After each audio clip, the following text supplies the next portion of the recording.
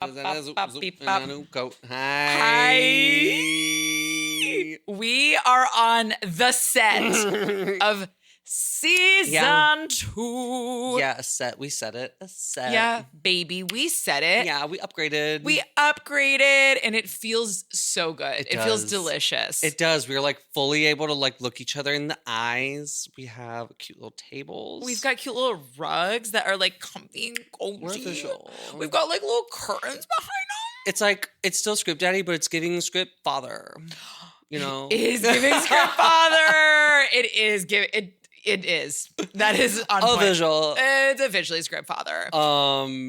Yeah, so welcome to Script Daddy, where we read screenplays, watch the movie, and discuss the difference between... Yeah. Season freaking 2. We're here, season 2. Season it's 2. real. It's real. We have a set. We have a set. We're so excited. Mm-hmm. Literally, like... I don't even know how many weeks did we take off, and we were already like jonesing. Was it a month? Season 1 is currently coming out. We're halfway through season 1 right now. So Script Babies, you are in the future hearing us right now.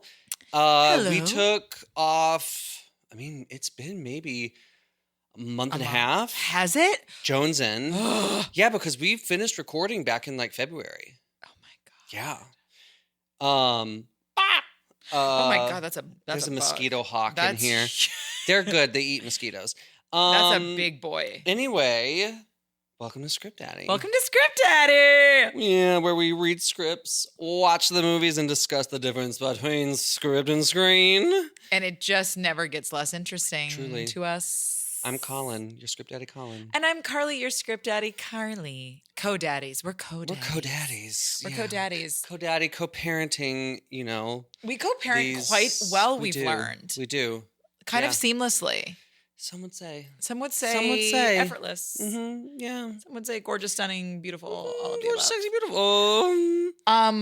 beautiful. We decided to go into season 2 with like a bang on this movie. We said we're gonna go for America's first summer blockbuster. Shut up. Yeah. Really? Yes. I love that trip. America's first summer blockbuster. It is so iconic. Like it might be the most iconic film that we've done, hands down. Which is why I'm so excited to like really get into this, because I got things to say. Girl, I got things to say too. But also I realized I haven't seen this film in so long. Forever. I've only seen it once, I think. To be honest. Like back in the day. Like when I was like 17 or something. You know what? Honestly, I don't know that I've seen it more than once either, but it left such an impression that it made me feel like I had seen it not that long ago. And I genuinely don't think I've seen it since like the first time I saw it, which is a long time ago.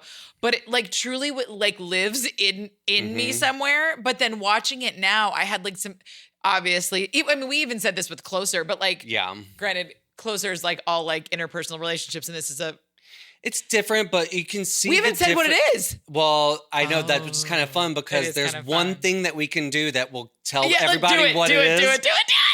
Bottom.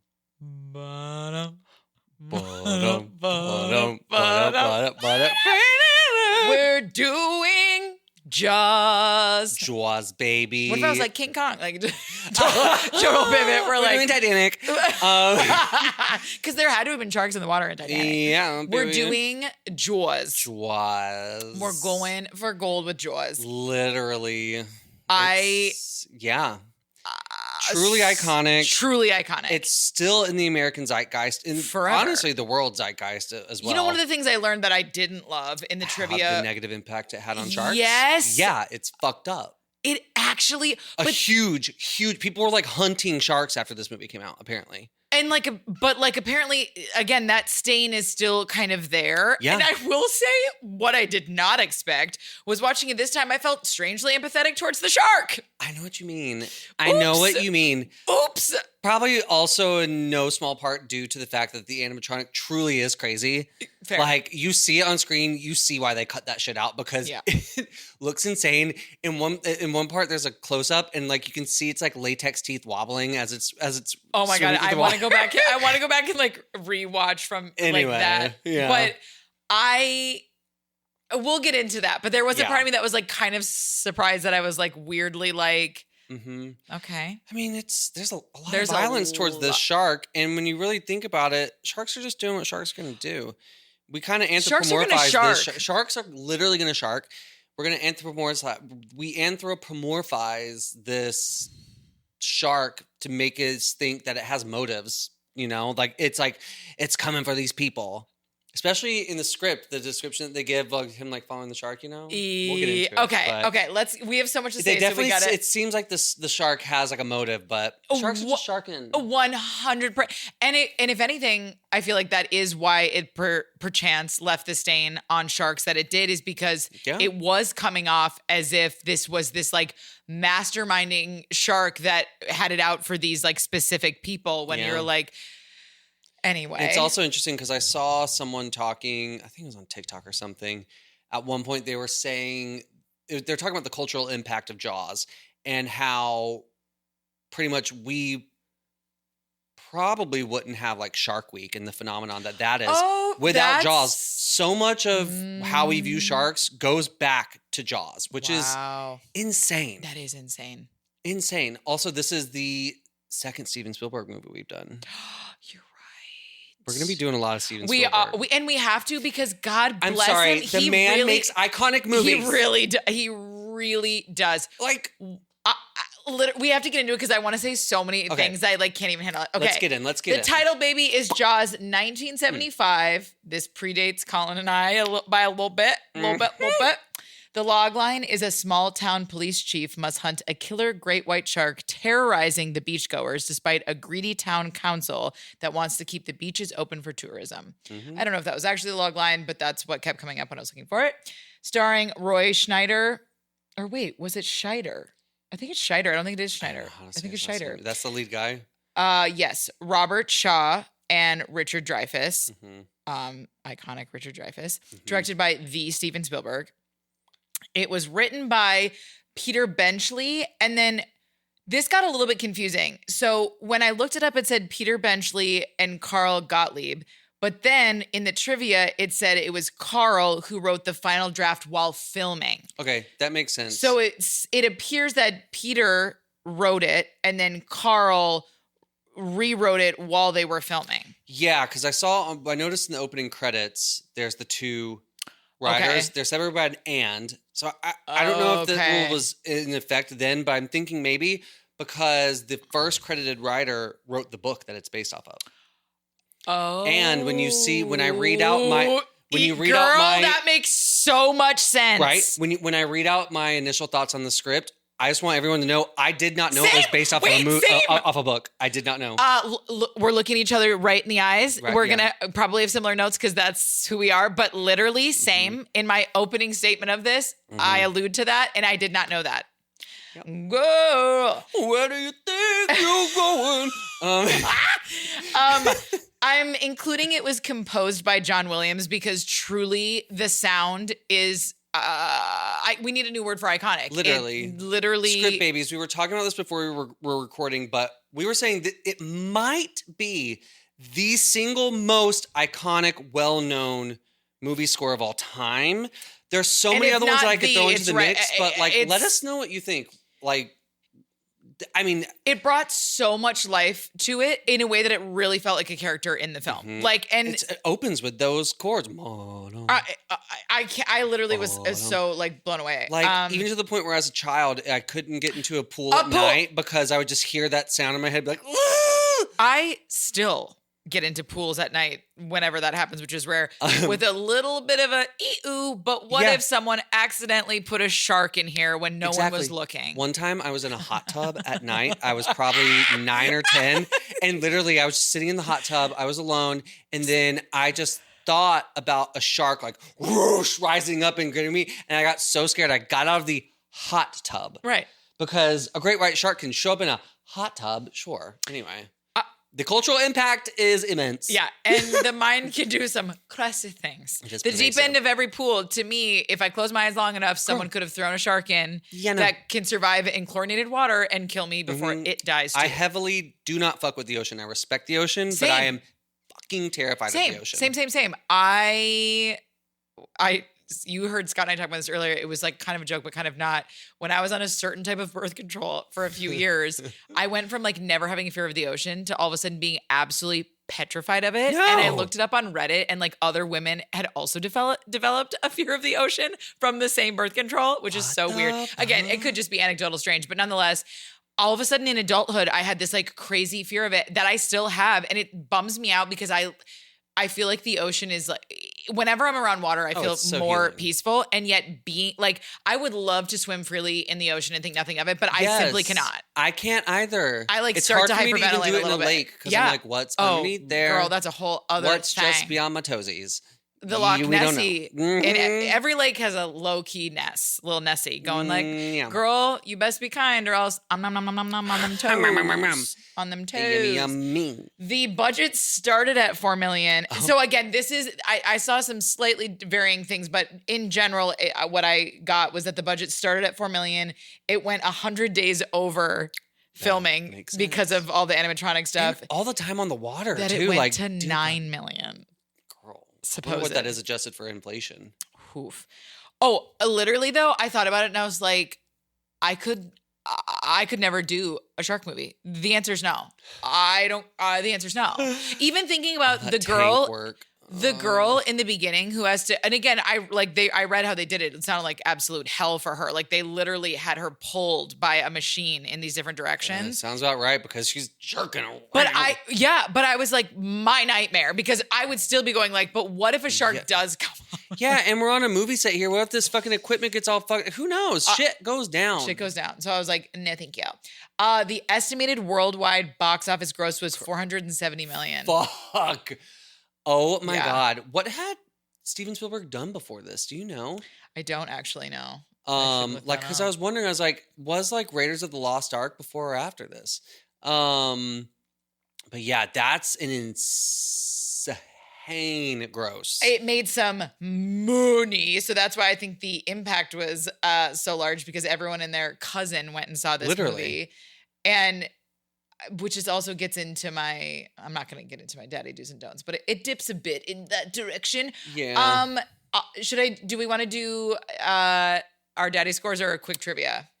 Do a little quick trivs. Okay, I like the trivs. I'm not going to do, I said to Colin before this, the standard trivia for this movie, if you love this movie at all, is that the animatronic sharks were an absolute nightmare. They named them all Bruce after Steven's lawyer, which is funny. And they looked so bad. They looked so bad, and they were just like awful. They were like cursed. They couldn't get it together. Yeah. I mean, if you think about it though, like the year in which they were doing this, and they had nothing to lean on in that direction. The fact that it looked good at all is kind of shocking. And the shots that they do have with it, I could see why they reduced it, because it looks insane. It's like, it's crazy. Well, what's also kind of crazy though is it made me realize, what's the name of the movie with the enormous shark that came out? Meg or something? The Meg. It made me realize, like, with the times, how everything has to get like more and more intense and bigger, because I found myself going like, it doesn't look that big. Yeah. And then I'm like, hi, Carly, you crazy psycho. If you were on a boat and you saw that thing going by, you'd be like, that's the biggest thing I've ever seen in my whole life. Yeah. But something about it in the movie, like being my age now, it's like, it just doesn't seem that big, because I kept thinking if we were watching this now, the shark would have to be the size of 10 houses, like the Meg. Yeah. You know what I mean? I was like, so I was strange actually that it is. thinking, like, what would this story be made? Like, what would this story, how would it be centered if you made it today? Like, what's the postmodern Jaws? And I was thinking, because like the themes of this one are like kind of like man against nature. There's obvious like themes of like skewering capitalism and stuff like that too. Which I actually want to talk about a little bit, because I did think that was very interesting. Oh, it's it's a bit scathing on that accord, but no, that wasn't the right word. Whatever. But I was thinking today that if you wrote this story now, that I bet it would have a take of like, instead of the shark just willy-nilly bloodlust hunting humans, it would be a person helping the shark attack people who are like ruining the environment, kind of thing. You know what I mean? I'm into you know how movies like reflect reflect like the cultural mores of the time, but And like the billionaires would be like, oh, I could, yeah. It makes you think of those orcas that were like flipping those yachts. Yeah, but couldn't you see it go either way? Like it could go the way you're saying, or it could be like the billionaires are funding this like genetically modified shark. That's like Deep Blue Sea. Have you ever seen Deep Blue Sea? Oh God, yes. That movie F's with me though. Like when it's going dunk. Oh my God. I actually, Scott and I watched it. When the guy's like on the stretcher who was being airlifted out and he's like going through and the shark's like bringing him up to the window. Oh my God. We might have to do that movie. I would actually love to do that. Lake Placid and Anaconda. Fun. 3 of my all-time faves. I'm kind of into that. Okay. So the other trivia. So again, the main trivia that everyone knows is that the shark was an absolute nightmare and you know, they did what they could. The film was meant to be released over Christmas, but because there were so many shooting delays because of the shark, it got pushed to a summer release, which then made history though, because it was the first summer blockbuster. So again, not to say it wouldn't have done well if it came out during Christmas, but you never know. Like not as iconic because it's like a summer movie. Totally. I just thought that was so crazy. Where again, you're like, trust the way things are meant to go because that's wild. Okay, so this is interesting. It says, while the author Peter and the budding auteur had a little static at first over some comments Spielberg had made about Peter's original screenplay for the film. Well, the two quickly made up once they met, enjoyed cocktails and a round of poker at the beach house the director was renting during the project. Oh, we'll get into that, but I thought that was very interesting. I'm going to think I probably agreed a lot with Steven Spielberg. Yes, I think I also agreed a lot with Steven Spielberg. We're going to need a bigger boat is absolutely improvised on the day by the actor. Really? Yeah. I wonder if that started the trope of like, we're going to need a bigger blank. Because I've seen other movies like, we're going to need a bigger gun for this or something like that. Probably. Because I've seen that kind of line play out in different things. Yeah. And interesting. Probably. We're going to need a bigger boat. You do. And the last thing I thought that was, is that it won 3 Academy Awards: Best Film Editing, Best Original Score, and Best Sound. Period. That all made absolute sense to me. I was like, valid. Also, I do think Steven should have probably won for directing. That's pretty incredible what he did. Yeah. Okay, so let's get into our Daddy scores. Okay. Let's do it. Do you want me to go first? Go first. Okay, so I'll give you my score, and then I'll obviously read out what I wrote. It's long what I wrote I'm my ready. initial read of the script. I love it. Okay.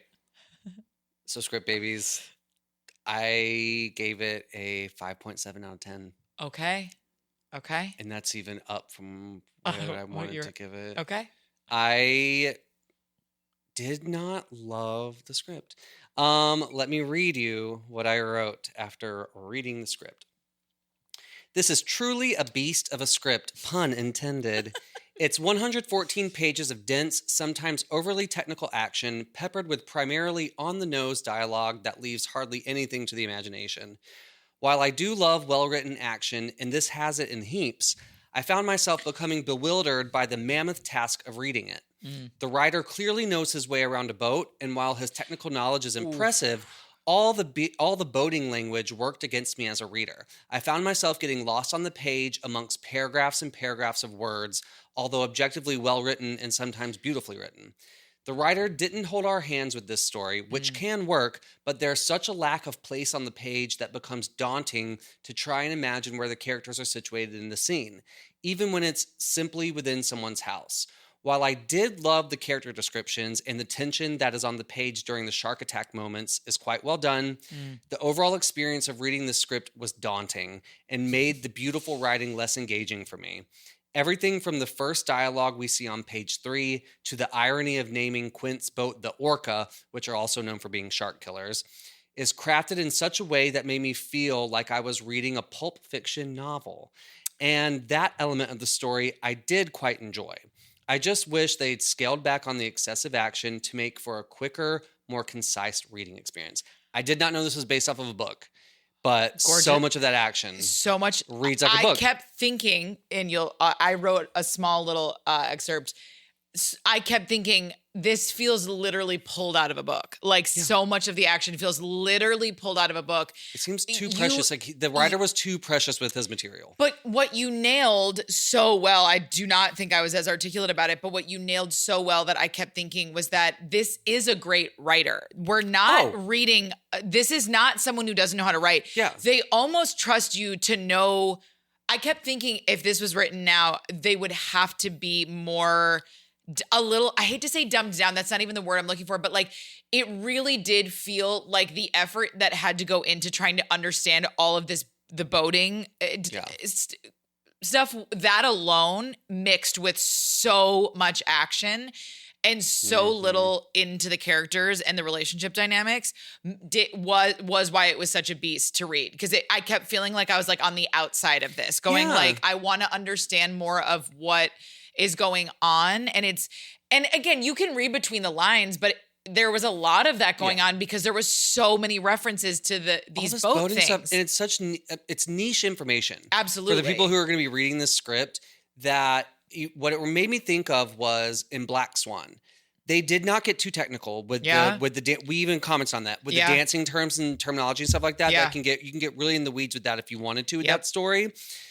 Like really describing in detail what the foot placement and the different things are. With this, that's what he does in this, is like he's giving us like, I don't need to know what the cleat of a boat is. I don't fucking know what it is. Like the shit at the end with like the big barrels and stuff. I could not figure out what that was on the page. Yeah. And it made sense watching the movie, obviously, because it's visual.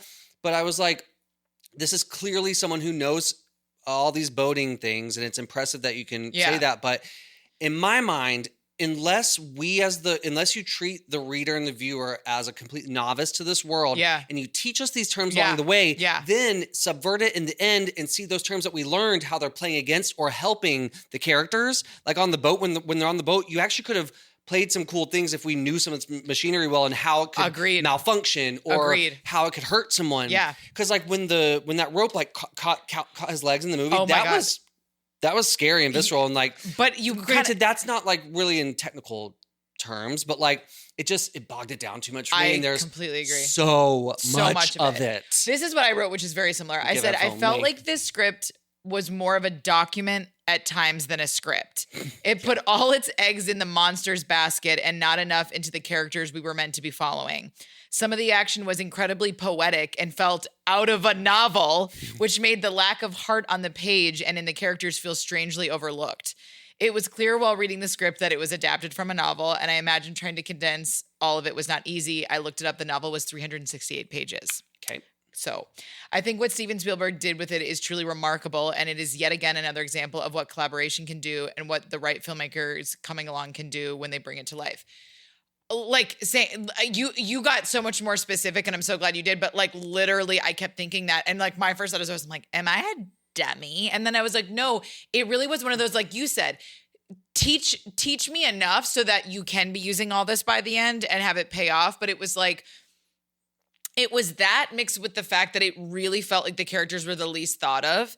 And to me, it gets a little bit into the daddy do's and don'ts, but I really felt like what not to jump too ahead, but like what the movie did so well that the script did not, was that you cared about the characters. Like you cared about the people. And in the script, you almost can't. No. There's so many characters too. They stripped down, they definitely got rid of some for the film.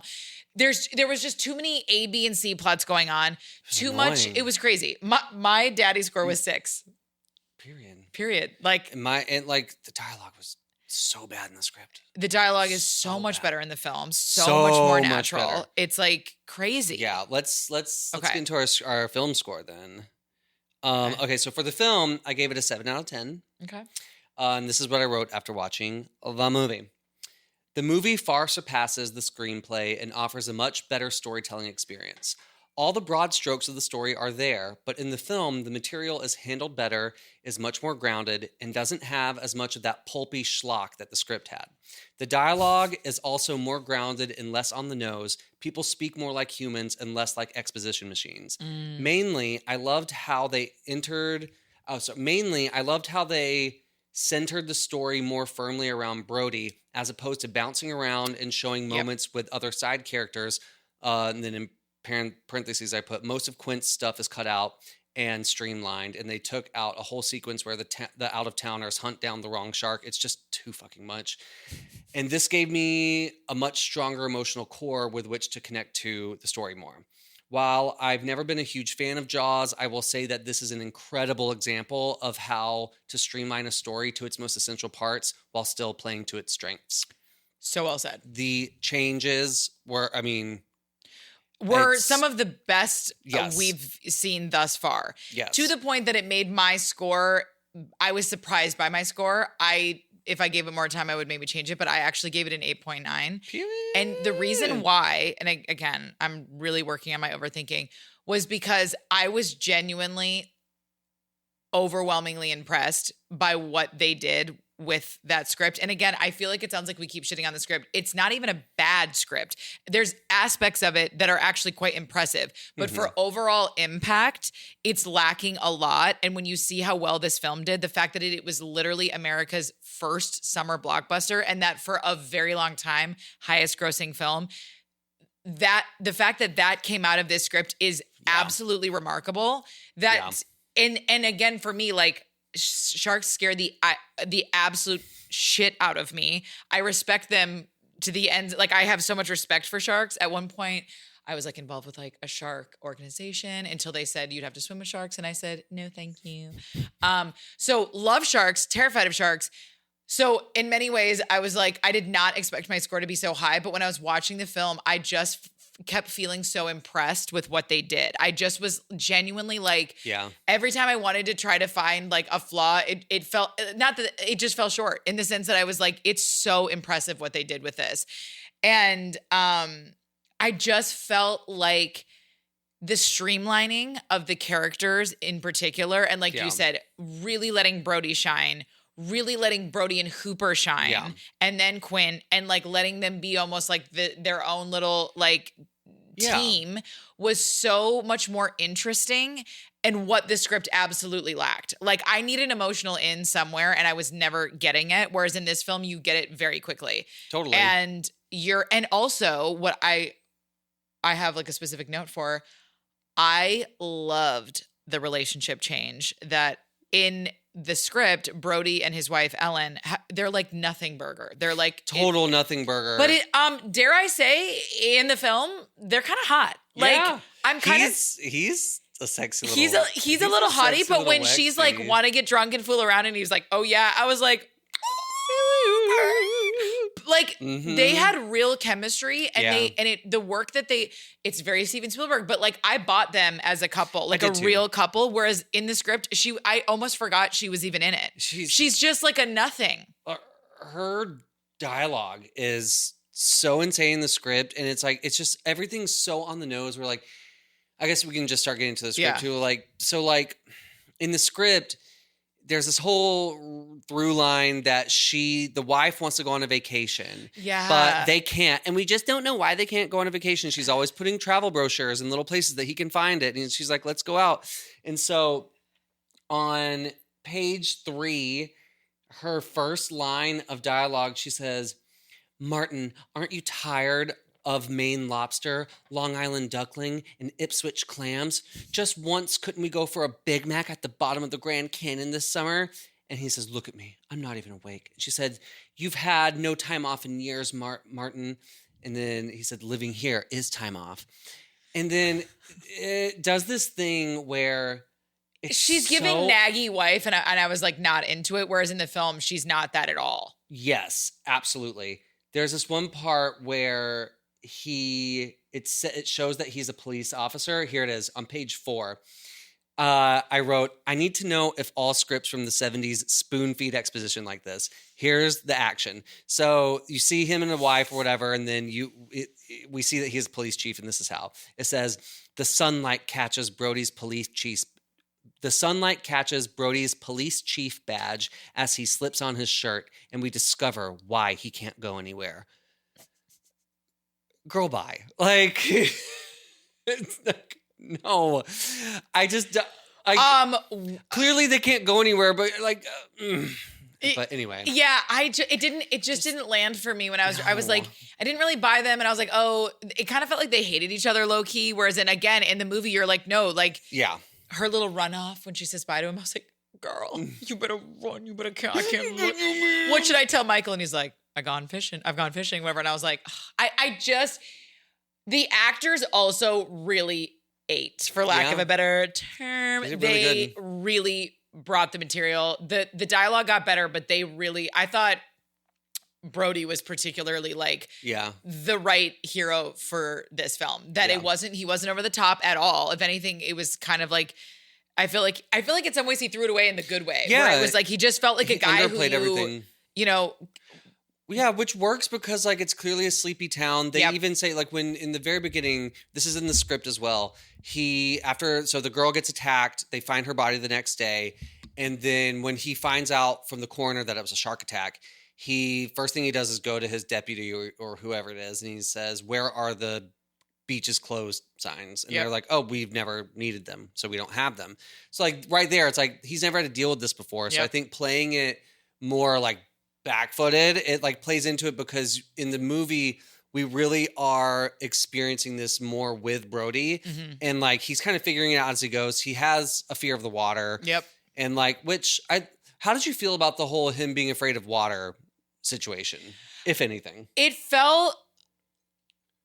definitely felt like one of those things that like worked for the script, for the story, for the film, in a way that I don't know if it felt entirely honest, but at the same time, I will say in the script, it felt less believable. Whereas in the film, again, his choice, this is jumping up a little bit, but in the script, so we're essentially following Brody, who from the minute this happens, like you said, he wants everyone out. He does not want to mess around. He doesn't want anyone at the beaches. But the mayor and the town council, they're like, absolutely not. Like it's 4th of July weekend. 4th of July weekend. This is our close these businesses 100%. Down. Which, let's be real, the real villain of this film. But then you also understand what their motive. But nonetheless, Brody never wavers from the fact that he doesn't think this is right. He gets overly confident at times when they think there's a solution. Like he's so happy when they think they caught the shark, and he's like, okay. But then when Hooper suggests this isn't the shark, let's go gut him. He's right there gutting him with it. Yeah, which I thought that was not in the script. They do not gut the shark in the script, and the way that they did that in the film was, I literally was smiling like a Cheshire cat. I was like, such a gorgeous way to show it and not just talk about it, all of it.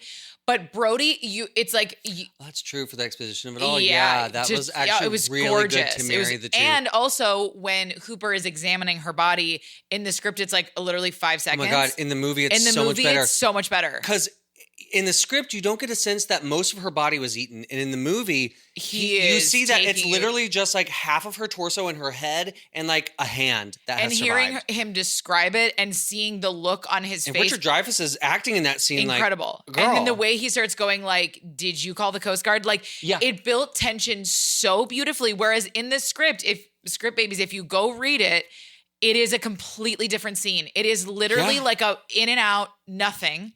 And Hooper's very different in this script, Hooper's very different. One note that I have is that one of my favorite changes was that, so in the script, Hooper is a college student doing his dissertation, and his whole thing is on sharks, and he's able to predict where sharks go or whatever. But it's also it's hidden. He doesn't fully give his motives for why he wants to find this shark, and there's this reveal later on that really he only wants to find this shark so he can get a grant essentially for this like tracking device where he can tell beach communities where sharks are going to be. Yeah. So he's playing into his own motives there. Yeah. In the movie, Hooper is a full-on oceanographer like expert, and it works so much better because we immediately trust him and we see why he's able to see things that other people can't because they don't have the scope of knowledge that he does, and it adds a sense of urgency because it adds more irony because we know he knows what's going on and everyone else is like wanting to like blind themselves to the truth of this. So it adds so much more tension. And I was like, that is great. And put that into your script, first of all. 100. And did you notice that in the script, Hooper is like, he's trying to convince Brody to let him be part of it. Whereas in the script, it's the opposite. Brody calls Hooper because he's like, Hooper's like, where's the chief of police? He's like, I am. And he's like, oh, you're the guy. So like so that was a total switch. Whereas in the script, Hooper keeps trying to be like, let me be part of this. Like, I can help. And Brody's first going like, no, we don't need that. Like, we're trying to figure this out. total switch in the script where as soon as Hooper's introduced, we're not sure who he is until he says, I'm looking for the chief of police. And then he's Brody's like, oh, thank God. Oh, thank God. Which I loved. Yeah. Because it furthered Brody's motive to be like, I'm trying to make this better. I want to fix this the real way. I don't like the way any of this is going. Yeah. Also, quick pause for the shot. When Brody finds out that the kids are doing their like relay in the water, because he's like, find out who's in the water, and they're like, we can't call them. So he like such fucking great tension, by the way. Such great tension. But him getting on, I don't know the name of it, when he's like going to go out and he gets on the thing, and then the town council drives on to like the platform, and they all get out of the car, and this thing is moving in the water. I don't know what the name of the platform is, and it's bothering me, but it was one of the coolest shots. It was so freaking cool. Oh, when they're on the ferry? Yes. And it turns around, and there's the car behind them, and they're backing up into the dock. That shot was sick. Literally like, get it, Steven Spielberg, because that is not in the script described that way. Steven Spielberg's use of a great shot, movement, and then light. Like, he loves to use like a spotlight kind of vibe with like some atmosphere. Oh my God, though. I was just like, this made this scene so, because you could just like feel like it felt like metaphorical that they were moving on this. It was just so much was going on, and you could tell like Brody, you could immediately, it was this tension of like, they're all ganging up on him. They're all pressuring him from jump, and he's just trying to do the right thing, etc. Whatever. I loved that. I was so into that. It's interesting because yes, that is, I love adding movement to it because like again, adds urgency. Truly. One of our favorite words to use when talking about things, but like, it's so necessary to add urgency because it keeps you moving along, keeps you engaged. Because like they could have had that conversation in an office somewhere, but putting it on the ferry, like it's active. We're moving. Yes. We're solving this with them.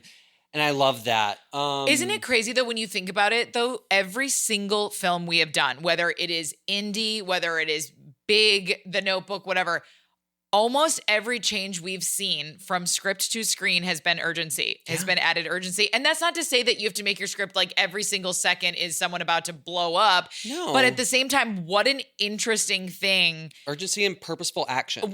Absolutely. Oh, that's perfectly said. Also, because I know you are a format boy, girl, did you notice none of the names are capitalized and there's no true character descriptions for almost any of them? Brief. They're brief, but they're not. It is not done the way it is done now. None of the names are caps, and like some have character descriptions, and then others don't. It's true. They also rarely, if ever, I think maybe only a couple times ever tell you what time of day it is. Yeah, I fucking hated that. I hated it because it got me lost. I didn't know. I didn't because I felt lost visual. A lot. Yeah, I felt lost most of the time in the script. Yeah, but so. On page 3 of the script, I wrote a character description for the gods. Okay. I loved this. It says, Martin Brody at 42 stands rigid, lifting himself from the sink countertop with both hands. Satisfied, he turns towards the mirror, squinting in delight, measuring himself up and down. Advancing waistline, receding hairline, gray around the ears. Martin Brody makes another silent promise to get his act together tomorrow. So when we first see him in the script, he gets up, he walks to the bathroom, he steps on a scale, and the scale says 190. And then all of a sudden it goes down to 160. And then we pull back and we see that he's lifting himself up on the edge of the sink to make the thing go down. Which I did love. I loved that. But now after reading it out loud, it is a character description, but it's also, it's not as well. Like, no, it is. It is. It's telling what he looks like. That's a good example of one. I was just surprised that throughout, not everyone gets one. And again, but then it made me look into when capitalizing character names the first time they're mentioned was like brought, because I was like, maybe it wasn't yet. So it was interesting. I did like a little deep dive, and it said that capitalizing became common in the 20th century and kind of got solidified in the 1930s and 1940s with the rise of Hollywood studio system. So that's not what this was just literally a choice not to. You know what I think it was? I think it was a novelist writing a screenplay and not knowing how to properly execute a screenplay. But it made me realize completely an assumption on my part, but just the way the script reads, it's just it reeks of someone who knows how to write, but doesn't know how to write a screenplay. Right. Because it made me go, like it said, the main reason, this is kind of duh, but like the main reason why Hollywood moved towards doing the capitalization of characters when they're introduced and doing the character descriptions the way we're used to it was to make it like a clear visual distinction in a script while you're reading it, which makes total sense. And I noticed for this script where you're already muddled down with so much information that the average person doesn't know, it made it that much harder for me to connect to any of the characters when there was not a clear visual description for most of the characters. Yeah. Brody's was actually pretty good because there was like a comedic aspect to it as well, even though it's funny because Brody in the film is like, I couldn't see him doing that. That wouldn't feel authentic to him. It wouldn't because he has more of a serious disposition almost. More serious and more confident in a way. Yeah. Where it's like he's less less self-conscious, but like less self-conscious but anxious running. He also doesn't seem like the type that like would be on a scale at all. Agreed. He's not weighing himself. No. You know what? That's interesting because I wrote down another character description, but it's for a character that we see once and never again. And like how odd that he got one and then not really anyone else did, because I wrote this down and I was like, here's what I wrote. It's page 5 and now I kind of take this back because like there aren't really many character descriptions. I said, I really love the writer's character descriptions. I'm realizing that character descriptions with a lot of flourish not only provide a more vivid picture in my mind's eye, but also make it easier to emotionally connect with the characters faster since we can see shades of ourselves in them. That's me waxing poetic early on in the script before I started to pull my fingernails out. But so this is the character description for the high schooler who was the last person to see the girl at the beginning. So the girl who dies in the beginning, the high schooler who was with her, who passes out drunk on the beach. This is his character description because previously we see him at night and then the next day he's talking with Brody and this is how they describe that high school boy. It says, in the daylight, Cassidy looks like a junior in high school and misconducts himself, wavering between inflated maturity and tear-blown adolescence. Which, I mean, I liked it more, but it kind of falls flat now because having read throughout the rest of it, like, okay, we're never going to see this character again, but that's what I mean is I almost felt like the character descriptions were longer for like the one-offs, and I think that speaks to the fact that he wasn't giving enough to the characters that were actually meant to be following. Yeah. Because do you recall how long? I don't even know. Probably, but again, not impactful. I don't think you do though, because the only sense of like age that we get from him is when they say that he's a student. Yeah. And he's the one telling us that. Yeah. But like how long-winded the description was about the heavier set woman who's in the girl, I know this the way is gross. They go on and on about how fat this woman is and how she's shoved into a one piece. I was like, we're taking up half a page for how her, she and can we don't feed a shark for days. Ugh, I was like, I was so seriously 70s, like so grossed out. Like I was like, crash diet culture shit. Ugh, I was not into it. One thing I did really love was the location descriptions. There's a couple of different times. I don't have a whole lot of notes for the script. I don't either. So I think we'll be able to go through all of our different notes this time around, just because like I took them up to a certain point, but then I was just like, I just got to read this and get done with it. But so here's a description that I really loved. I wrote this is page 6.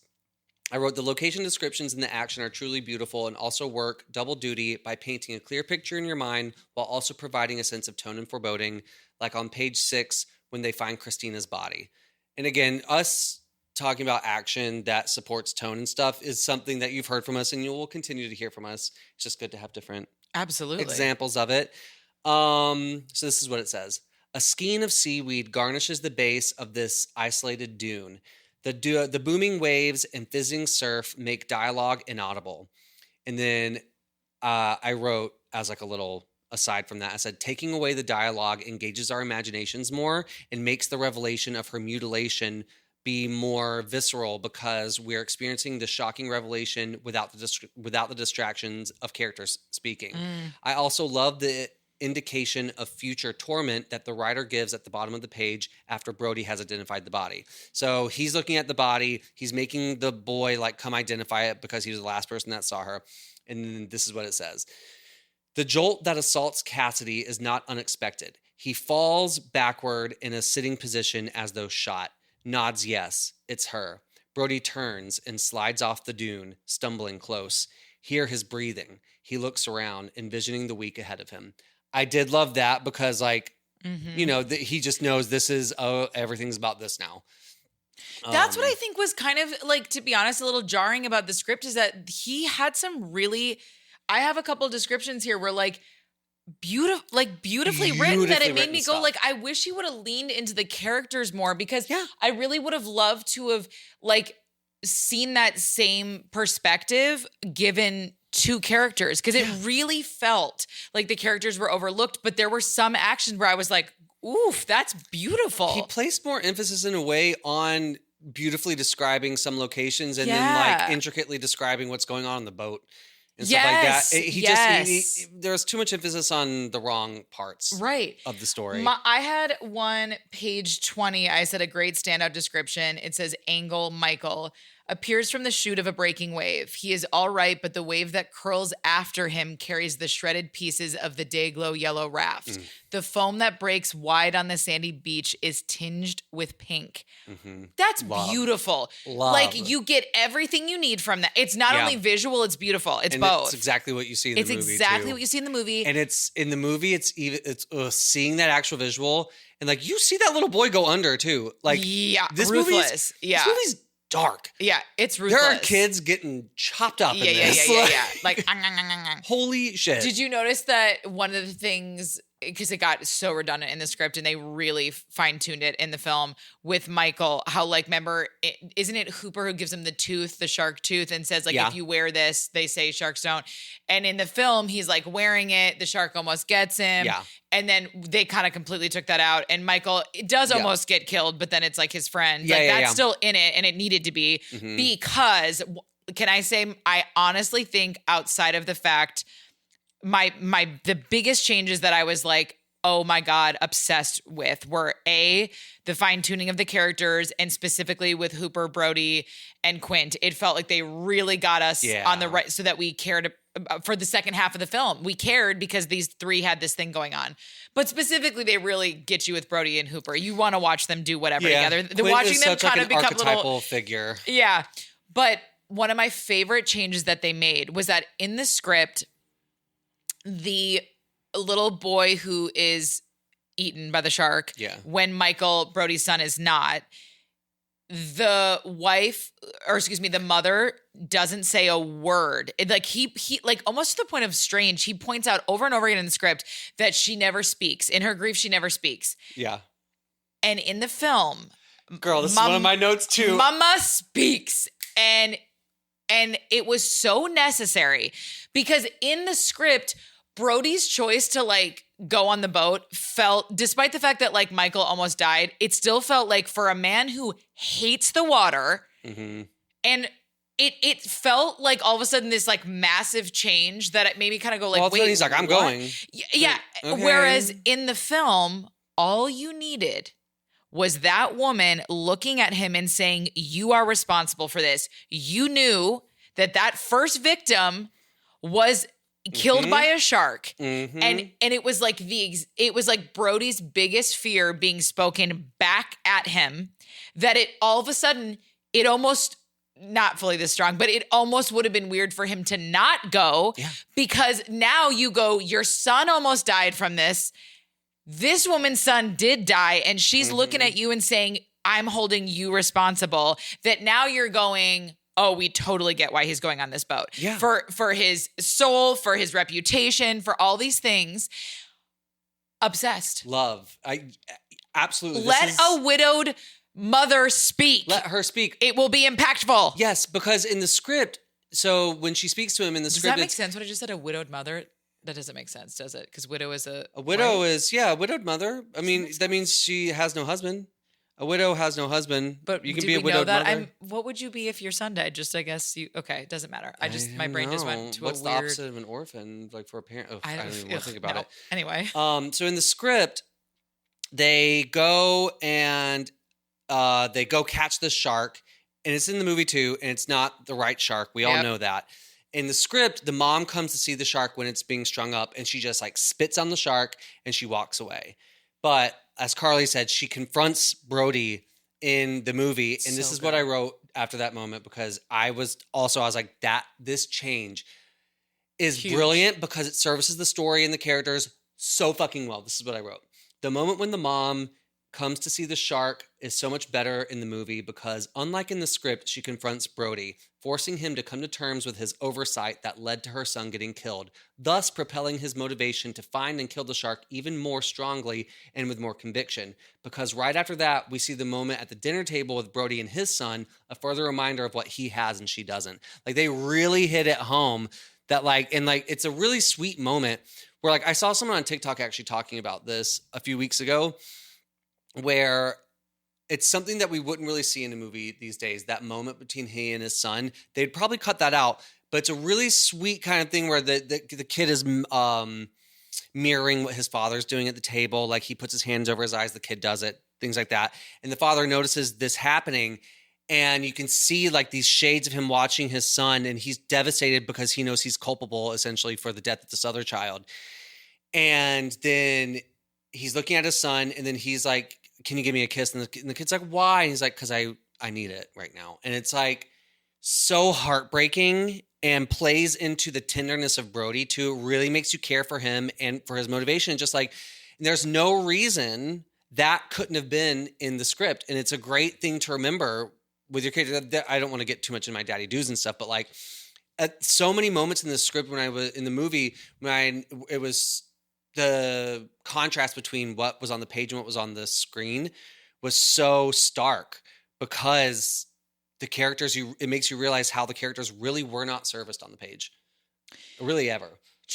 Truly. And that's, yeah, you almost will never regret giving a layer or two or three, depending on the film, of complexity, of vulnerability, of give us something. Yeah. Because I ended up just like literally being like, Brody, you better do whatever you got to do, baby. Whereas in the script, I was like, Brody, I don't know, man. Maybe move. I don't know.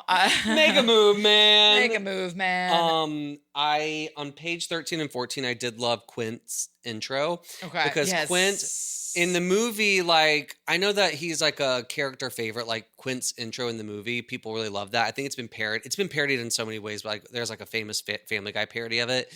Of like when he like the nails on the chalkboard, and he's like, "There's the salty dog sitting in the back, like I could catch it for you." But on page 13 and 14, I said, Quint's intro is great. I love how they introduce him as if he's this mythical being that everyone fearfully respects.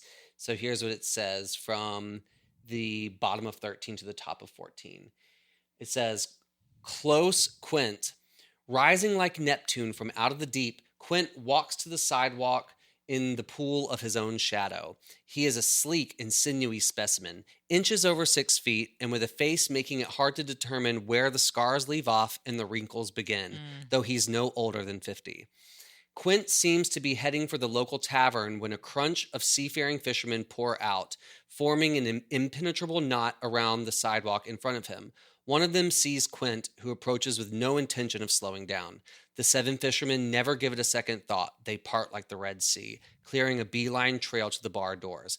Quint bursts through their obliging ranks and turns into the music store. The tiny bell jingles daintily. 2 of the Portuguese fishermen spit 3 times, taking no chances. See, now that's stunning, and it makes you wish. Now, but here's what's making me feel crazy: is all of these excerpts are so that we're reading are so gorgeous that if it was just that, we would be having such a different conversation. But it is so lost in the, for lack of a better term, sea of descriptions about these other things that just bog it down. Because again, there are chunks and now I'm also going, why did I feel like there weren't character descriptions? Because obviously they were, but I don't know. Not everyone had one. They also get lost. They just get lost in a lot of it. They do get lost. And also, let me see. I have notes in the first beginning of the thing up until page 25. Granted, after that page 14 one, I have a one on page 19 and one on page 25. Then after that, I don't have it until page 59, 65, 74, and then 112. And that's it for my notes. And you know me, I love to take notes of this. Because like, if you're listening to us talk about this and I'm reading these certain things out, there, like we said, there's beautifully, this man knows how to write. Yeah, he does. It's just, it's not the right kind of writing to have a super effective screenplay. And that only comes into play really after about the first quarter of the script. Mm-hmm. When we start getting more on the boats and we're talking about these different things, and like Hooper's obviously very knowledgeable and stuff, but it's a little, it just becomes frustrating because it's too much. Yeah. I literally, well, maybe you should get, because I was going to say my next one is page 74. There's a couple descriptions that I really liked. Okay. I can go into my, my next one is on page 25. It says, showing Quint making chum out of the pilot whale that he clearly harpooned and caught himself, but lying and saying he found it dead is a nice way to indicate his moral ambiguity when it comes to getting what he needs. We know this man is willing to do whatever it takes, no holds barred, and this creates an air of mystery and uncertainty around him that works really nicely. It's a classic kind of character dynamic that plays nicely into the on-the-nose tone of this movie. Again, this is early on before I started to regret that it was the way it is. But like Quint very much is this archetypal, like revenge-driven man on the edge who's seen so much and it's what's propelling him forward. Like he's just full of piss and vinegar, you know? Yeah. And I just loved that.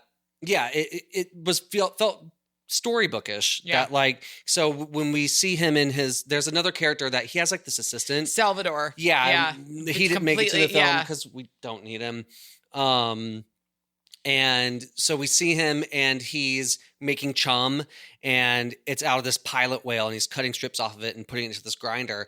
And Salvatore is like, where'd you get that pilot whale? Because I'm guessing maybe it's like illegal to hunt them or something like that. And he's like, oh, I found it dead or whatever. And you clearly know this man didn't. Yeah. I just thought that was nice because you know you know he's going to have a big part to play later in the story. Yep. And it kind of puts you on edge to see if he's going to help or hinder. Yep. Because we know that this man's kind of just out for what's going to be best for him. I thought that was fun. Well, and I do think the choice then for the film, though, his intro, I was like, I got to say. It's so good. It's so good because in the film, Salvador, is it Salvatore? Salvatore I think or you're right. Salvador, I don't know. He's the one at the meeting and goes like, he's like representing Quint in the script. Quint's not even there. He's saying like, Quint will do this for you. He's like, it's like he sends him to like go in the script. Oh, yeah, yes. I thought you were talking about in the movie. And in the script when I was reading it, it was early enough that I was like, okay, like we're setting up that this is like this big kind of mysterious whatever.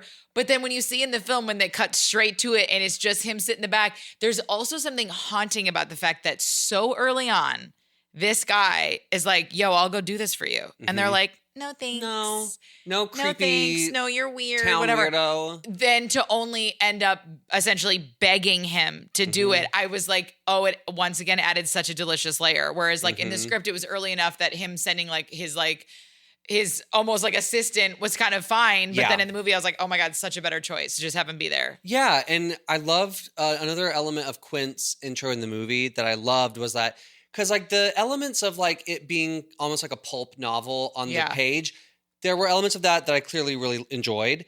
Whereas the movie feels much more grounded, though it's clearly it's clearly heightened just because of what the story is. But the element of them being at this town hall meeting and then they're all like, how are we going to catch this shark? What are we going to do? And this with his fingernails on a chalkboard, which just like the sensation of that, I could imagine it was giving me chills just watching. It was like, that's so disgusting. Ugh. Anyway, that kind of thing where he's like, I could do it and I'd be this much money and you guys don't know what's going on out there. And it's, you got to get rid of it quick. Exactly. Like, it gave you're that not wrong. It gave that pulpy feeling to the movie. Absolutely. Where it's like because I mean it is a heightened movie in certain cases, but also, not as heightened as the script. It is very grounded. And certainly think about like the Meg and all this stuff. Movies that try to bite off like, again, like the monster film of like the whatever, now it's like the whole thing has to be completely ridiculous. Yeah. Whereas like, I do think part of what is so iconic about this film and why I was struggling to like, the reason my rating was so high is because I was like, it is bizarrely grounded for a film that is about a giant shark that has a vendetta on these people or something. Like, it is weird. And again, different than the script because like the characters felt real. It felt like real relationships. It felt like real dynamics in place that grounded the kind of insanity of this. It almost made you go, shit, maybe a really big shark would just come into a beach town one day and like this could happen, you know? Like, yeah, it works really well because it's a movie about a shark attacking people, but the messaging of the story is so much deeper than that, where it's about capitalism and putting profits over people's safety, which is a very real thing that we see right now. God, did that hit me hard this time watching it. Nowadays, I was like you see it everywhere. Of these corporations getting away with horrible things.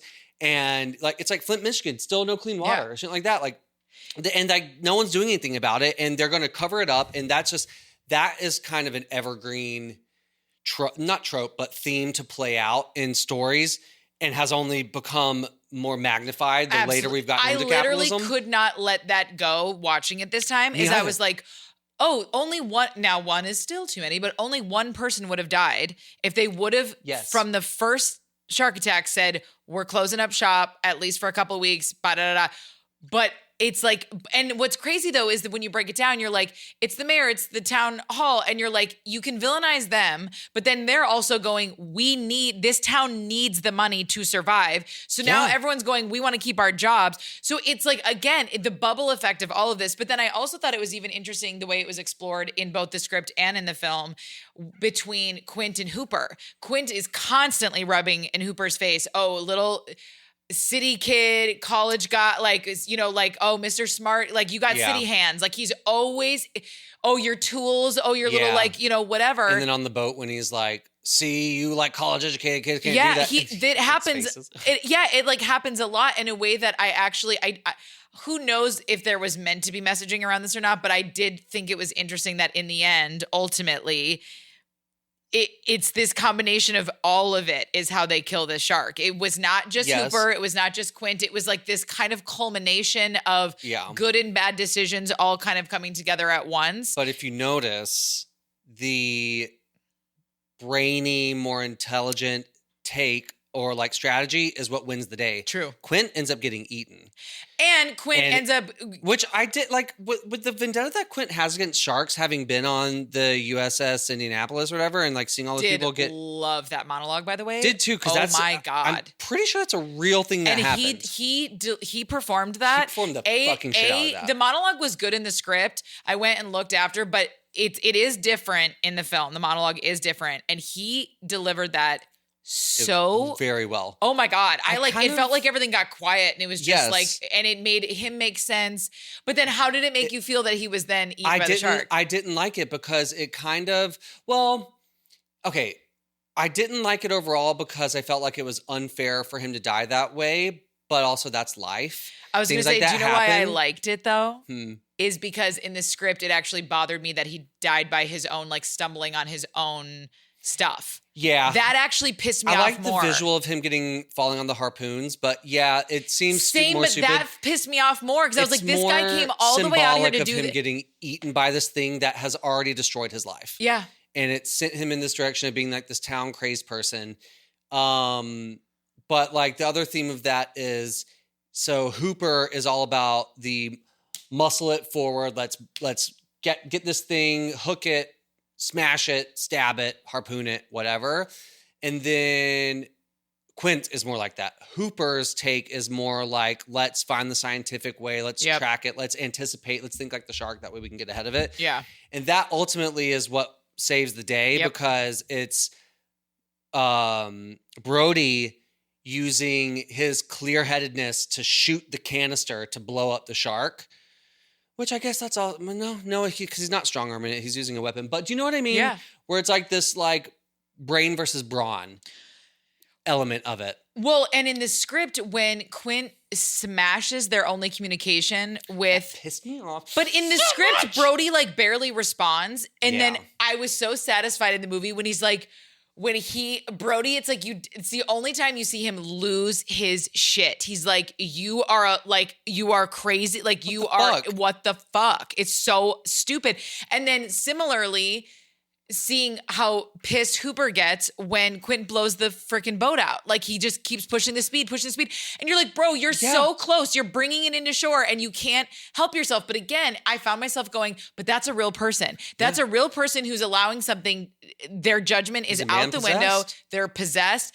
That I weirdly, as much as I was like, in a perfect world, he doesn't die at all. I actually was like, it felt weirdly more satisfying to me that I was like, at least he died by the thing he was obsessed with than him falling on his own shit. That actually felt more like we came all this way for him to die on his own shit. Yeah, although I do that's agree with you, the actually a visual good was good in the script. It was a good. I also, but like the fact that I was even had the emotional response to him dying at the, I was going to say the hands of the shark, at the mouth of the shark, is a testament to the power of that choice. Yeah. Because it made me pissed off because I'm like, this man deserved better than that. Yeah. Like after what he went through, after being torpedoed on a ship and then surviving for 110 hours in the water as people are being picked off by fucking sharks. Oh, that monologue. Dear God. Insane. But to bring it back around to what we were saying before about the elements that grounded the story even more for the movie was there's the element of it being about, what was it?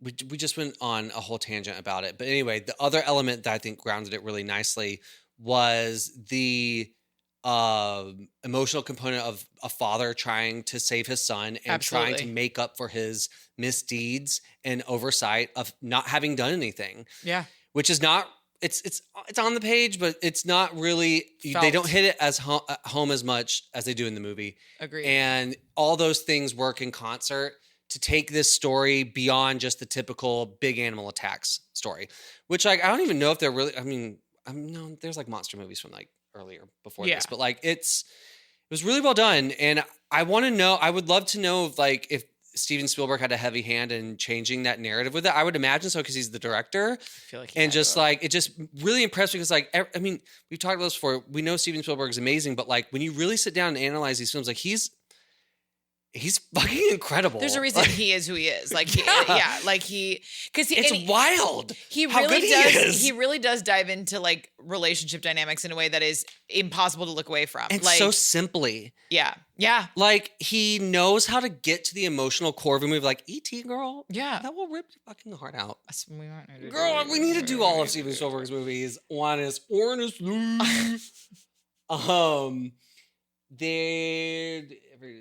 Okay, so here's another Quint description that I really enjoyed. Page 59. It says, every description about Quint and his situations are my favorite.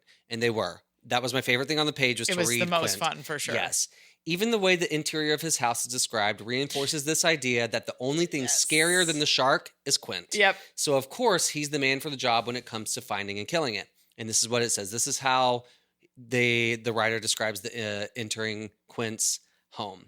It says, entering Quint's abode is not unlike a spooky ride at Disneyland. The placement of objects, the dungeon lighting, the tendrils of smoke and dust in the air makes a visitor wish he were carrying a 100-watt bulb. There is gear everywhere. The walls are adorned with jerky shark hides, coiled ropes dangled like serpents above a galley stove that leaks smoke and holds 2 weeks' worth of filthy dishes. Tubes, barrels, rods, reels, harpoons, an antique gun collection, and a dizzy array of shark hooks line the walls, with one entire wall dedicated to a collection of laminated jaws from the blue sharks to the great white. Conspicuously in the corner of the room is a swivel fighting chair, and it looks like the perfect place to have your teeth pulled. Into this orifice of decay, Brody enters, and from this point of view, we see Quint hunched over a tub of steaming borax, like some witch, like some little like. He really went in on Quint in this script. You could tell he loved writing Quint. For sure. It was very fun. For sure. And Quint doesn't quite live up to it in this script. No. But in the film, but he kind of didn't need to. It didn't need to because it would have been too much if we really played into like the spook in there. It was everything service to be a little bit more realistic. Totally. In the movie, and that worked really nicely. Page 65, there was an introduction to a montage that I thought was cool, that the way they did it. I wrote, I enjoyed this introduction to a montage. It gives you the exact tone without leaving room for misinterpretation. I don't know how to say this one word, but it says Bach's Little Fugue? I don't know. Bach's Little Fugue is the musical accompaniment to this wholly visual montage of disembarkation. The next 2 minutes should be treated like a short film, taking into account all the colors, episodes, faces, and behavior of a variety of Americans who colonized Eastern resort communities for the 90-day season. And this is when, in the movie, it's like the ferry comes in and all the tourists are coming off and they're setting up on the beach and having fun. And the way it's described in the script, that's actually one of the few places that I liked it more in the script. Just because, like, how are you actually going to execute that in a movie? Right. Especially without making it seem too heightened. Right. But I enjoyed that kind of introduction. I like when scripts can break the fourth wall in a way when introducing things like that. We've discussed things like that in other episodes too. It's nice to see how different people introduce. I completely things agree. like that. Oh my God. Okay. So I loved this part. Page 74.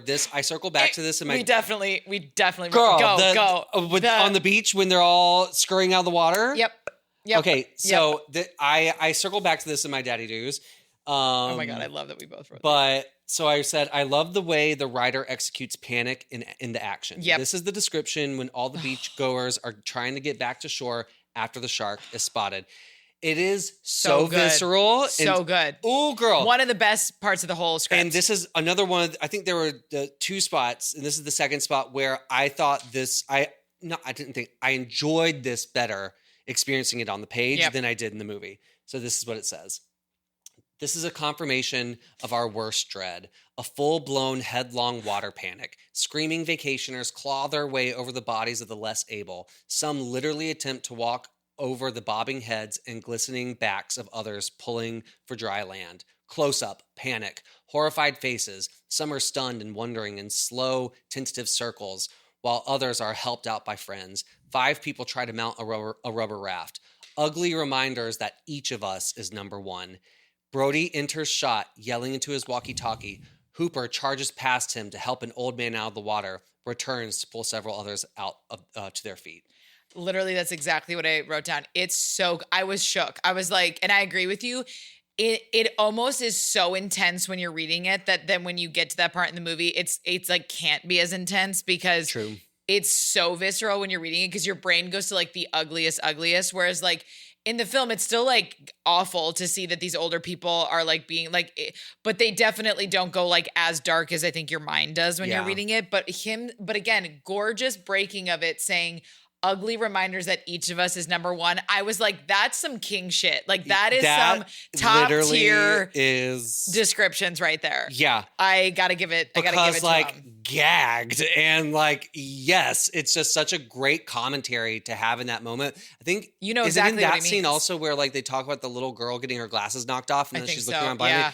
Heartbreaking. And then they definitely didn't do that in the film. Yeah. I don't think, 'cause it's like too much. It was one of the like oases amongst like the sea of annoying in the script where I was like, oh shit, But that is what's so complex about this script is you can't say like, oh, it's just shit or he's not good. No, he's a great writer and there's certain parts he kills that you're like, God, that was fun to read. God, that was interesting. That it makes you bummed when the other parts aren't on the same level because he is clearly a very gifted writer. Yeah, I'm glad, because we had the option between this draft or the shooting draft. I'm glad we read this draft. No, me too. Because the shooting draft would obviously be much closer to what the movie is. I also, it wasn't so much the exact description, but I was more so just going to say on the page, I again had such a visceral reaction and then the movie, it was still good.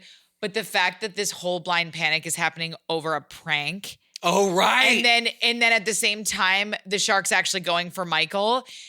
On the page, you're like, oh my God. Yeah. When all of a sudden it's revealed that it's like just these kids, you're like, oh my God. Mm-hmm. And again, it's there in the movie too, but like on the page, you're like, actually, I got scared that they were going to shoot the kids. Oh, same. At one point. Because in the movie, the second they notice the kids, they put the guns up. Whereas like in the script, it's a little darker. They're like, and the kid starts crying. Yeah, it's like a whole other situation. But I thought it was a really, really great reveal in the script, the way that they did it. Agreed. I was saying page 77, this is when the script starts to like pick up a little bit. But then at the same time, it picks up in that like, okay, we're getting on the boat. But then it gets bogged down by all this.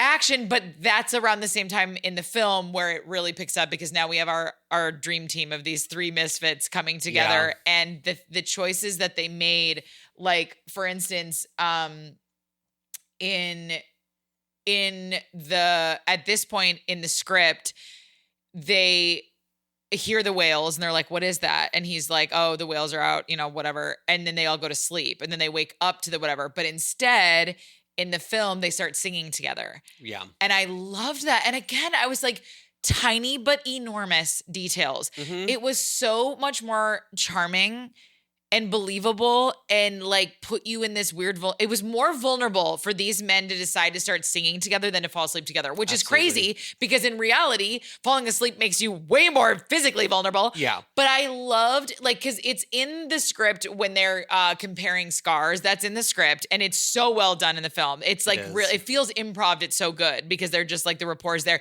You're seeing them start to bond, especially Hooper and Quint who like did not really get along. Then they start singing together and I was like, ugh, it made then the interruption of the shark fucking around so much more interesting and also like, oh shit, I forgot we're out in the water. And they're fucking drunk. Yes. Girl, which also I have to say, that surprised me because I was like, Brody is afraid of the water and they're out there at night with an enormous shark and he's letting himself get drunk. Yeah, well, they kind of plays into that because before that, when after they gut the shark and he's been drinking, Hooper's like, well, we got to get on the boat now. And he's like, I'm not getting on a boat. And he's like, just drink more. He's like, I'm not going to be drunk enough to get on a boat. And then we see them on the boat and he's still drinking and he's getting drunk. Oh, you're right. So it's like he's kind of forcing himself to overcome it by using alcohol. Yeah, fair. But it still is a little bit A to B. Just because, like, we got to get on the boat. We got to get to the climax. Because they really, really, really don't let you forget that this man hates water. Right. And, like, but you have, the weight of the momentum of, like, what he has to stop pushing 100%. forward, so. And I know we already reviewed it, but it's worth saying again, one of the changes, again, that was brilliant is that Hooper suggests they go cut open the shark, and they do. And that is also a turning point for Hooper and Brody together. Suddenly, it's them against the world. It's them against the shark. It's them against whatever. Whereas you don't feel that way in the script at all. There's they have a weird dynamic in the script for most of it, where it's not like really any camaraderie there. You don't feel like it feels like Hooper's agenda is so much bigger than anything else. And that Brody's like trying to get the best out of it. Whereas like all of it, like I was so cognizant of when I realized that they made the choice to actually, again, I love it, see them putting that, seeing Hooper put his hand into the shark and pull out these things. It was like kind of comedic in a weird way too, because he's like pulling out the vehicle or the license plate, whatever. But so visual, so good. And then all of a sudden, then they get on the boat together. It's like all of a sudden, it's like not a buddy comedy, obviously, but you get that like camaraderie that you need to carry you into the next sequences where it's just three dudes on a boat with a shark and for almost an hour. It is. That's another thing I noticed is that so they cut out a lot of the fat that's in the script and they streamlined and shortened the first half of the movie a lot. Mm-hmm. So then it's a kind of the movie is broken up into two parts. The beginning setup is the first hour when we're on land, we're getting all the information, finding out where the shark is, how to get the shark, whatever. And then halfway through, we go onto the water and it's Hooper, Quint, and Brody. For the last hour of the film, we're on that boat, and baby, I gotta tell you, I needed about 20 minutes less on that boat. They're like, talking about it with you now, all those elements, I wouldn't have changed any of that, but and this is also just a difference in sentiment. This is different sentiment based on like modern filmmaking because pacing's so different, storytelling's so different. You could take your time more back then, and people, that's what they were used to. Yeah. But I just found myself like I was on the page. Although the water, them being on the water in the script is only like 40 pages, really. And in the movie, it's a full hour. This is too much for me. It made me wonder a little bit, though, if it was like because they had so few good shots of the shark, if they knew they had to build. Because it did work in that, like, you're unsettled and it does go on a little bit. But at the same time, like, I definitely had a moment where I was like, okay, we're taking our time. But I was also kind of like, it allowed space for us to get to know these characters a little bit better. And it did weirdly build, especially with like the barrels, this like weird sense of like something about the barrels made it feel even more apparent that they were trying to show how A, smart the shark was. Yeah. And B, though, a little bit vindictive, where it felt like something about the barrels made it go like I'm here, bitch. Like, I'm here, bitch. But also, like, these barrels, they gonna pop. They gonna move in ways that don't make sense. Because also there's a couple times where I was like, can a shark move? Like, it felt like at one point the shark was twerking. It was like, it was like stopped. But the barrels were like, down. Yes. I know exactly what you mean. Is she doing gymnastics down there? What's going on? Like, but like creepy nonetheless, because you're still thinking of like this beast body down there. Yeah. But there's a couple times where I was like, ew, that is a strange movement. But it fed the part that made you go, this is like a super animal that like the strength of this animal, like, but it felt like the intelligence too, because you're like, well, maybe that's my own thing, but it was because the intelligence for sure, because it was like because it's toying with them, it's fucking with them, and they kept like, I'm here, bitch, and truly, I'm still here. You can harpoon me. I'm not going nowhere. Well, and the juxtaposition too is it also, I think, them taking their time allowed Quint to keep the Quint who was supposed to be our all knower about like being out in the world with fucking sharks, whereas Hooper's like in it, but like a lot of his is more like theory and like education, but not necessarily fully like out there killing sharks like the way Quint has in his history. So, like when he's like, no shark can handle 3, and all of a sudden it's like, bloop, and you're like, I can, bitch. Okay. Eat my shark ass. I can.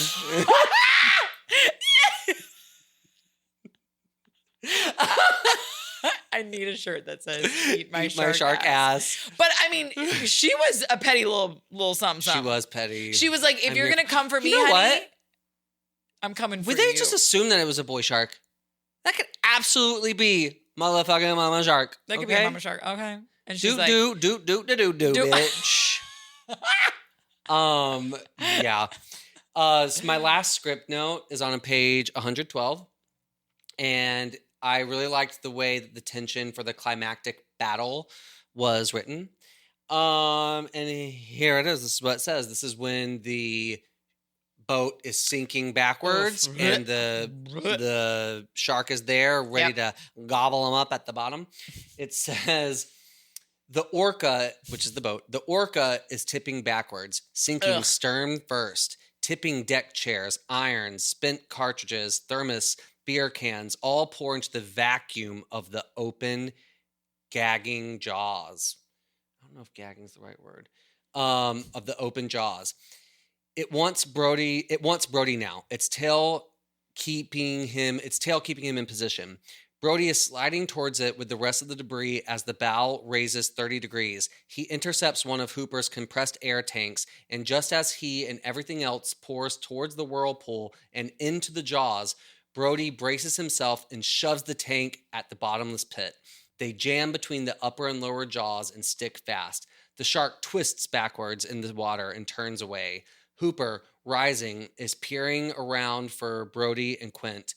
The shark is spinning in crazed circles, the head thrusts indicating that it can neither dislodge nor swallow the silver tanks. It bites down at 15 tons of pressure per square inch. The tank explodes.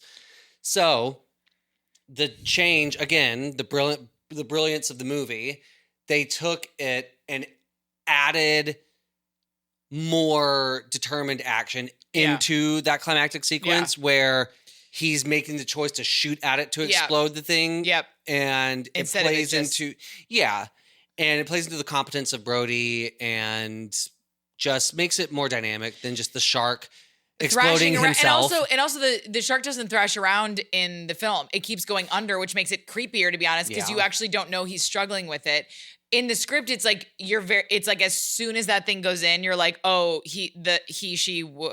mama shark, whatever, is struggling with it. Whereas like in the film, like it allows Brody to step into like, oh no, that shark might have been fine with that thing in its mouth. Like for a while, maybe it would hiccup it out. I don't know. Yeah. But he was like, no, like that's not it. That's part one is I'm throwing that in there. And then I have to shoot it, which again, way more suspense knowing he's got only a few shots to get this thing right. And if he doesn't, he's gone, he's dead, he's eaten. Mm-hmm. Way more interesting than seeing the shark thrash around and then explode. Yeah. I just remembered another change from script to screen that I lur. Mm. So when Brody and Hooper go out on the boat at night, Yeah. and they are looking for the shark, and then they find the wrecked boat. Yes. So in the script, it's very, very similar. In the script, Hooper puts on his wetsuit, and I don't know if you saw a Mr. Richard Dreyfuss in that wetsuit. At one point, he puts his like has his knee up, and you see the Dreyfuss. Anyway, I was going to ask you what your thoughts were on. I thought it was had kind of a vibe. I'm not gonna lie. I really dug the style of all of the men. I was like, oh, Richard Dreyfuss. I was like, okay, Dreyfuss. And then the main guy, I was like, yeah, Brody had swag. bitch, okay, Yeah. But anyway, so they're on the boat, and then they find this wrecked boat of a guy who is still a character I think it's can't Ben place. Gardner. Yeah, Something like that. Yeah. We're supposed to know who he is, but they don't do a good enough job of No, placing they him for don't. us to remember. Anyway, he swims under the boat, and he sees that a shark has clearly torn a hole in the bottom, and he finds a tooth lodged in the hole, and it's the shark tooth. It's that proves that it's a great white shark. So in the script, Hooper swims back up after he sees a dead body. He freaks out. He finally makes it to the surface, but he still has the tooth. Yeah. And he uses that to show everyone, this is a great white. Yep. We got it. But in the movie, it's fucking brilliant. He finds the tooth. Hooper knows it's a great white shark. But then when he sees the dead body, he freaks out, which is what you would do. Yes. And he drops it. Yep. And it goes to the bottom of the ocean. So he doesn't have it as proof. And this is what I wrote. I said, even Hooper dropping the tooth that he finds in the wrecked boat works better than the choice for him to have it in the screenplay because it plays directly into the benefit of Vaughn's narrative that everything's fine, thus heightening the tension and dramatic irony. Yep. Because we know that this thing is there, and you see Brody and Hooper go to Vaughn, who is the mayor of the town, and they're like, this is a great white shark. Yep. This is a man killer. We got to do something about this. And he's like, no, we found the shark. Yep. We killed it. Everything's good. And he's like, no, I found the tooth for it. And he's like, where's the tooth? He's like, well, I dropped it. And he's like, oh, you dropped it? You don't have the tooth? It's everything played into the urgency and heightening tension. Truly. And I really loved that change because it just kept making me think like all these things can be in your screenplay. Yes. And it's kind of hard to say like if you could really anticipate these changes. Right. But like watch these different read screenplays and watch the movies to see how they do it. That way you can inject this into your own thing because all of these changes make the story, take it from just an okay story to like a really powerful and layered experience. That makes it the first American summer blockbuster. It's done so effectively. Yeah. But again, from what Steven Spielberg did with it, like he took a canvas and painted it like same like Bones, but added the heart and the meat and all of it to it because and I feel like that gets us into our daddy do's and daddy don'ts pretty naturally. My daddy do, I have one for each. My daddy do was pick a subject that everyone has some relation to. Almost everyone is either scared of sharks or loves sharks, and this movie plays into such a primal fear for most people. But what slides into my don't is that alone does not hold attention. It will hook ya. It'll hook ya. But it will not sustain you. Yeah. And that I'll wait on my daddy don't. Give us a daddy do. It's so funny because I originally had only one of each, but then I like eked out some more. So I have two daddy do's, and my first one, I'm doing a different take on daddy do's. You've done this before in a previous episode, and I was fucking gagged by it because it was so good. Oh, what did I do? So this daddy do is not a daddy do based on what happened in the script. Okay. It's a daddy do based on what the script could have done that the movie did. Love. So daddy do number one, based on the changes of the script from script to screen. Daddy do, center your story's journey around the main character and don't give us too many side tangents. This is a primal story about survival where a man's placement at the top of the food chain is thrown into question. By staying with the main character for most of the ride, it gives us a firmer grasp of why we should feel for this journey. Gorgeous. I talked about that in the very beginning too, so but true, like though. We just don't spend enough time with Brody really in the script at all. We don't No. spend enough time with any of the characters to get a feel for them or to care Agreed. at all. Daddy do number 2. Daddy do write panic moments with an intrinsic sense of dread. One of the things the writer did really well was describing how large groups of people devolve into mob mentality when presented with danger. The scene on page 74 in particular felt very visceral and was one of the few moments I enjoyed experiencing more on the page than on the screen. That's such a good point. Yes, God. Because you're right. A lot of like the ick terror moments in the script got me. Like those were moments I was fully. Because I was more worried about that, about these people becoming savage to each other Than even based on their own survival than the shark coming after them. Agreed. Which is almost always the case, that people are always more Yeah. terrifying than animals. Jesus. 100%. Absolutely. And ultimately, again, people are why so many people died in this film. Yeah. Not actually. Human ineptitude. Absolutely. And human, just hubris of being like, no, Nope, couldn't we're be not that. gonna- No, we got to make money. We got to prioritize the summer season. Like, girl, fucking tale as old as time. Truly. My daddy don't skip the heart in an attempt to put the sole focus on the monster. The monster can't scare us the way we need it to if we're struggling to connect to any of the characters. On a human level, it's terrifying to think about a shark attack or a child or anyone dying by a shark, but we can only ride that feeling so long if we don't have other emotional ins as to why we should stay invested in them killing this shark. Yes. Absolutely, dear God.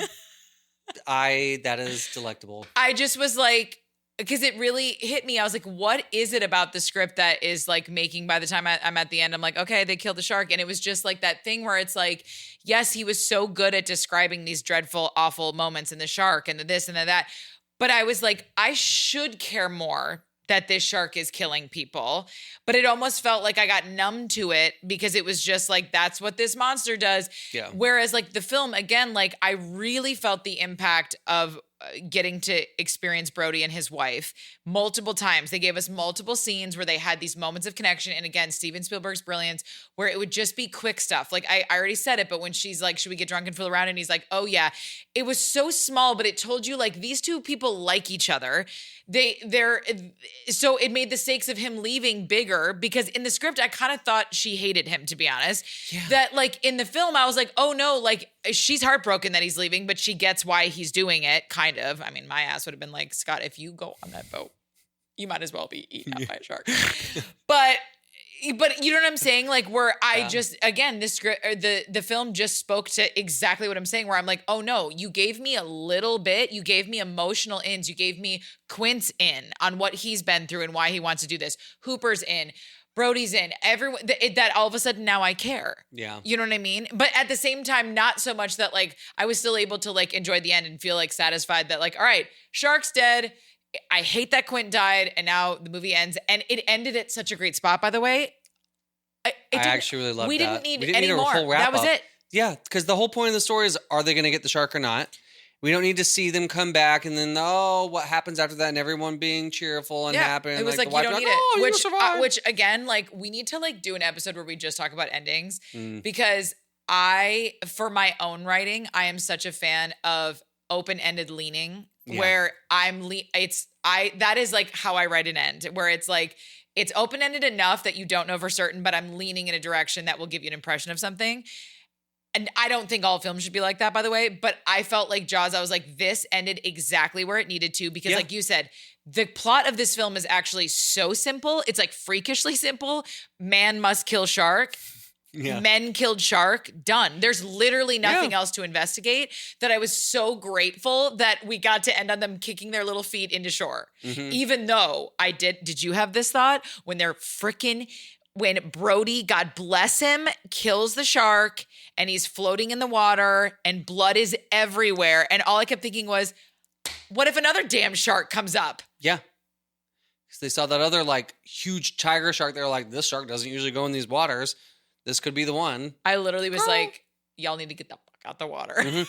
Now you got to kick all the way back to shore. Woo, girl. Okay, give me your don'ts. Okay, so I have 3 don'ts. Oh no, she better don't. Daddy don't number 1. Daddy don't get too in the weeds with technical terminology when describing niche information, the writer provided too much boating terminology and it bogged down the story so much that at times it felt like I was reading a handbook. Yes. That I didn't understand. Daddy don't number 2. Daddy don't write huge block paragraphs for most of the action without breaking it up. It slows down the reading experience and provides too much friction, especially for a story that would benefit from a quicker pace and more urgency. Again, something that we've talked about multiple times in different episodes, but just bears repeating. Absolutely. This is something that comes up all often. The time. Yeah. Is having too much of too much. Yep. And not enough of what works. 100%. Daddy don't. Number 3, Daddy don't have characters speak completely on the nose, divulging their desires and fears without earning it or showing it to us visually. There's hardly any dialogue in the script, and what's there ain't great. Again, all that we've already talked about. So I really had to kind of force out some stuff because honestly, after first reading through this, I had no daddy do's and no daddy don'ts. I was just like, yeah, okay, I never need to read that again. Yeah. But there's something to learn. Watching honestly, the movie is when I was like, oh, yep, now it's all coming in because dear God, did Steven Spielberg do his fucking thing. The contrast in and of itself was such a teaching moment. And I feel like, again, there's a lot of, we're continuously seeing how many redundant notes we have. But to me, it's that much more impactful about like screenwriting and going like, again, you can't say it doesn't work because these are all scripts that were produced, which makes it that much more interesting. But that being said, we're in 2025 now. And if you are a screenwriter who is trying to break through and stuff like that, getting ahead of what your note's going to be and making it urgent on your own and making all these changes that you're saying, like that's part of what we're mining here is like that we're looking through all these things to go like, God, did these people do something right? And then how do we keep learning from that? And like, this was one of those things where the script at times was so frustrating. And yet, oh my God, the gems that came out of watching the film then and looking at the contrast and going, oh my God, there's so much to take from this. Yeah. Truly. You know what? One thing I think I just realized about it is that part of the reason the script was so frustrating for me is that I probably would have been more forgiving if this was simply only a story about big animal attacks. But there are so clearly these different themes like capitalism and like family and things like that they hit on really hard, but then don't fully see through that. I felt like the writer set it up that there is more to be explored here than just a simple shark eating people and how to stop mean big bad shark. So but where the script didn't fully execute, the movie very much did. Very much did. Kudos to you, Mr. Spielberg. Dear God, truly, truly, truly. So good. So good. So good. We did it. We did it, Joe. We did it, Joe. Oh, God. We did do it, Joe. We did do it. Welcome to season 2, Script Babies. Season 2. And I have to take a second. I'm dedicating this episode. My family recently lost someone that we love so much. And he was a friend of our family, but he was also this brilliant practitioner. He was a chiropractor and like a naturopath and all. You can't even sum him up. The wisdom, the compassion was endless. But when I would see him for like an adjustment or whatever it was, he would always ask me what I was working on and then say he was getting me ready for prime time. And this is an ode to that. This is our prime time. So I love you, Ron. Not to be emo, but I had to mention it because he was just the best. And he was always asking about our work. And here we are doing it. So I don't know if you liked Jaws, Ron, but you might have hated it. But I'm dedicating this episode to you. I love you. And I love you, Colin. I love you. On to the next. Okay. Love you. See you next time. Love you. Thank you for listening to Script Daddy. Script Daddy is executive produced and hosted by Carly Casey and Colin Moretz, with additional production assistance from the incredible Scott Simmock and our amazing sound mixer, Ryan Fee. Our artwork was done by Josh Alvarado. If you love Script Daddy as much as we do, please tell your friends. Follow us on your preferred podcast platform and give us a rating and review. It really, really helps. We love you, Script Babies. For all inquiries, please email scriptdaddypodcast@gmail.com.